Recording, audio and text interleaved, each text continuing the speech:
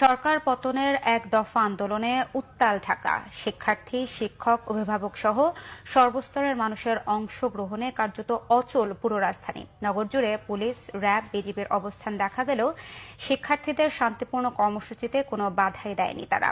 আন্দোলনকারীদের স্পষ্ট ঘোষণা, শহীদদের রক্তের ওপর পাড়া দিয়ে সরকারের সঙ্গে কোনো আলোচনাই হবে না। শেখ হাসিনার পদত্যাগ পর্যন্ত আন্দোলন চালিয়ে যাওয়ার ঘোষণা দেন শিক্ষার্থী, অভিভাবক সবাই। মহিবুল্লাহ মহিবের রিপোর্টে বিস্তারিত। বেলা বাড়ার সঙ্গে সঙ্গে মিরপুর 10 নম্বর গোল চত্বর হয়ে ওঠে জনসমুদ্র। স্কুল, কলেজ, বিশ্ববিদ্যালয়ের শিক্ষার্থীদের নানা স্লোগানে উত্তাল পুরো এলাকা। হাতে হাতে প্লাকার্ড আর গ্রাফিতি জানান দিচ্ছে যে কোনো মূল্যে দাবি আদায় করেই ঘরে ফিরবেন তারা।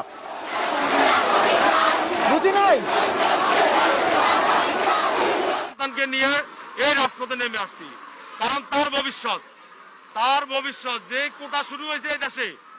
আপনার ভারতের 18 লক্ষ লোক আমার দেশে কর্ম করে, অথচ আমার দেশের লোক রিক্সা চালায়। আজকের প্রধানমন্ত্রী শোক কান্না করছে এই মেট্রো রেলের নিয়ে, কিন্তু আপনার তার গেরুয়া বাহিনী যে হেলিকপ্টার থেকে বাচ্চাদের মারছে, তাতে ছাত্রলীগ যে হাতের রামদা চাপাটি নিয়ে আমাদের দাবড়াইছে, তার কি হবে?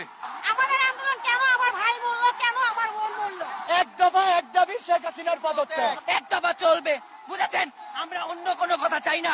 আর যদি এটা না মানতে পারে, আমার একটা ভাইয়ের প্রাণ ফিরিয়ে দিক, আমরা একজনের রাজপথে রাখবো না।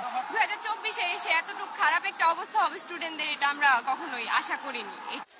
রাজধানীর সায়েন্স ল্যাবের মোড়ে সড়ক অবরোধ করে অবস্থান নেয় শিক্ষার্থীরা। তাদের সাথে যোগ দেন বিভিন্ন স্কুল, কলেজের শিক্ষকরাও। এ সময় তারা এক দফা দাবিতে বিভিন্ন স্লোগান দিতে থাকে।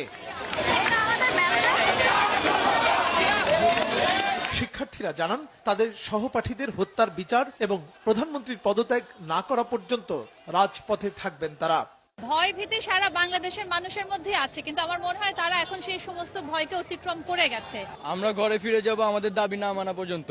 আমাদের দাবি এখন একটাই, এক দফা দাবি, শেখ হাসিনার পতন। আমাদের ভাইয়ের প্রাণের জন্য হইলেও আমাদের তো রাজপথে নামা লাগবে।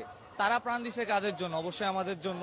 তো আমরা যদি এখন পিছপা হয়ে যাই, তাহলে এটা বেইমানি হয়ে যায়। আমাদের এত ভাইয়ের রক্ত গেছে, আমরা আরো রক্ত দিয়ে হলেও আমাদের দাবি মানাবো। এই যে বাচ্চাগুলোর উপরে যেই যেটা করা হলো, এই যে আন্দোলনের তকমা দিয়ে যে আপনার ওই যে দমন পীড়ন, গোলাগুলি করা, এগুলা কি কখনোই কোন একটা সভ্য সমাজের, সভ্য মানুষের কাজ হয়েছে?